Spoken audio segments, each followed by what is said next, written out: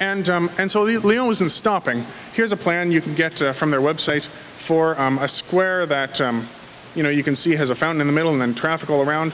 Well, they want to, again, increase the pedestrian zone, increase the public space in this square, and that's sort of a projected plan down there on the bottom.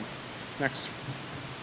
Okay, a couple more pics of Lyon. So this used to be a parking lot about 2 years ago or 3 years ago. Next. Underneath this is a parking garage. Now kids are trying to get their ball out of the fountain. Next. And this is that place where the soccer fans go and hang out, and they have little fountains that squirt up sort of right out of the cement, and it's, again, lit up, and it's all lovely. Next. So there's a lot of activity, of course, in the world of walking and walkability, including a series of conferences called Walk 21.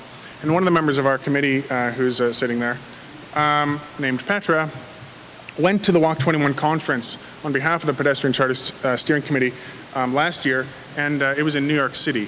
I think this coming year, the conference is in The Hague in the Netherlands. Next. So what New York City is doing is really, really sort of aggressive and very interesting and very ad hoc sort of creations of livability and walkability and multimodal forms of transportation. And so wherever they can, they are basically installing bikes in downtown in Manhattan, and of course elsewhere, I guess. But wherever they can, they're sort of creating instant plazas and instant bike lanes and instant pedestrian zones. And so you can see, and a lot of this, the most sort of aggressive stuff and the most famous activity is happening around Times Square, sort of in Midtown.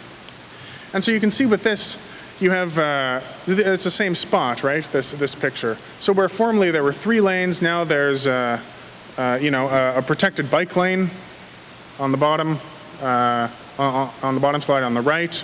There's sort of what has become essentially like a city square right in the middle of traffic, where people nonetheless are hanging out because people will go if there's spaces created for them.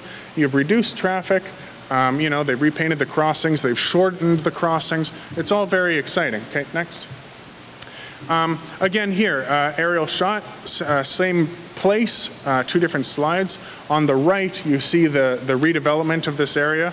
And basically, they're using cans of paint, sort of big planters to act as barriers. And they're just doing like real sort of, lightning quick sort of resurrections of these places to create walkable environments. So again, you see the bike lane that's protected running up and down the street there. You see the sort of pedestrian plaza. You can see a little yellow, awning, sort of, umbrella where people hang out. Next. Here you can see this is probably in and around Times Square, where once there were taxis and all kinds of craziness. Now all of those cars and buses and everything has been taken away. In their place, again, umbrellas, seating, green paint, and bike lanes, and the people come, right? They just come hang out because they can, because they want to. Next. Again, this I think is Times Square, and what you see is one of the streets is, I think the east-west street has been essentially blocked off. Times Square has literally become a square, kind of the way Waterloo Town Square has transformed from a parking lot to a town square. And so the north-south traffic in New York has actually been improved in some areas, and traffic times are actually quicker. Car driving is easier. But nonetheless, there's way more people out in Times Square. Has anyone been to New York recently and seen sort of this type of stuff? Yeah, there's a few people. Okay. I haven't been to see it, but Petra has. Again, here you have a transformation. And what I want to emphasize about this is sort of the ad hoc, sort of, the sort of aggressive implementation. It doesn't have to be perfect, and the Janet Sadik-Khan, the transport boss in New York, is very much emphasizes that the changes have to be immediate and people have to be able to sort of experience them right away. As opposed to it taking like forever and people sort of grumbling. As soon as, it happens, you couldn't come and take this away from these people, right? As soon as people are out having fun and playing checkers and hanging out in the street, you can't take it away from them. They're gonna want it once they've experienced it. Next. Okay, another sort of transformation. Next.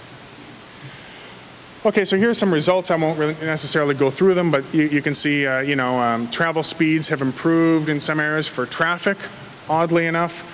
Safety and perceived safety, of course, has been massively improved. 74% of New Yorkers surveyed agree that Times Square has improved dramatically. Next slide. So here we have, a city that is often looked to in terms of walkability, Copenhagen. And of course, Copenhagen was, they loved the car, also at one point in time. And those are two slides of Copenhagen in an earlier era. And these days, of course, Copenhagen is famous not only for having 30 or 40% bike trips taken by bike, and it's a place that gets winters, of course, by the way, but also for its pedestrianization, its transformation of parking lots into public squares, all that type of thing. Okay.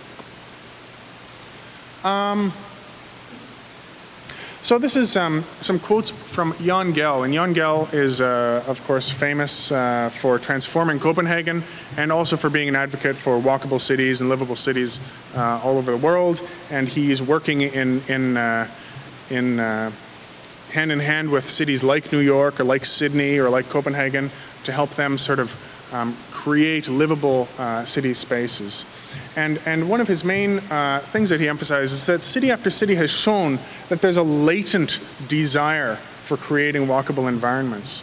And so it's true that, not a lot of people are biking these days, and not a lot of people might be, or not as many people as you'd like, are walking these days, or even using transit.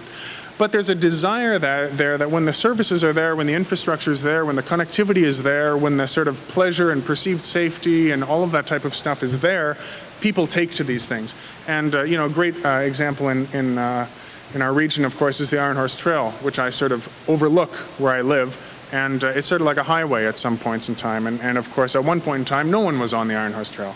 And it's an amazing infrastructural example that is, again, as demonstrated in an earlier presentation, frankly underdeveloped and could become even a better amenity. And so, I'll just read one more quote from him.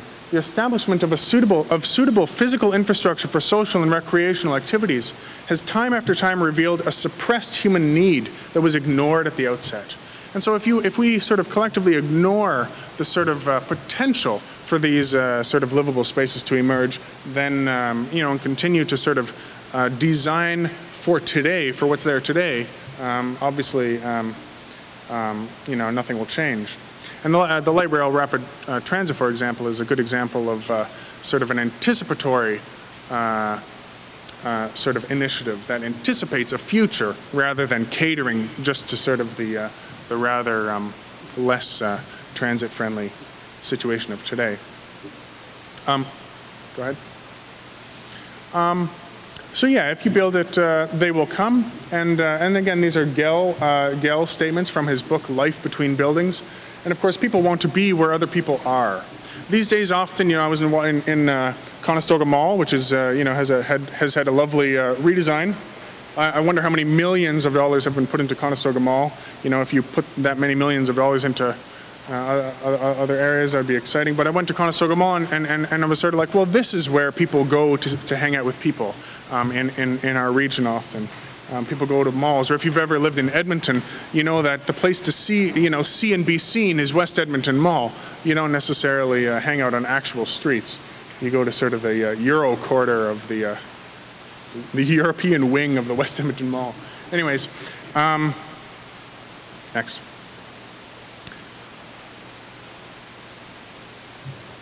Next. So, as far as walkability in Waterloo region goes, some of the next steps, what would they be?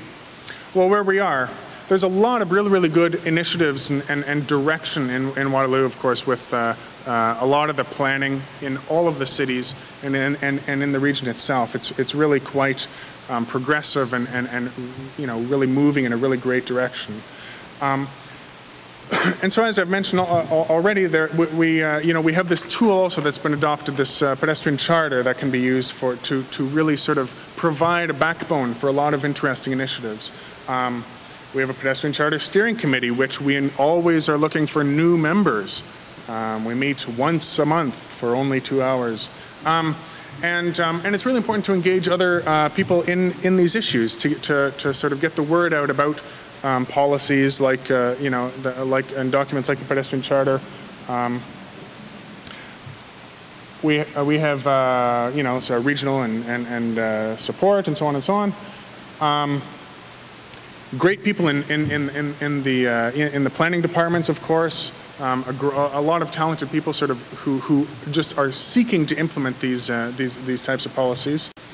And of course, as citizens, we need to think big and be engaged in this issue. And it would be great, to really lead on this issue, not just to lead relative to, London, Ontario, or Windsor, Ontario, but to lead, not that they're just nearby cities, but to lead in a global sort of sense, to really sort of have a vision for this area globally. So the next steps, again, are up to us. Next. Thank you.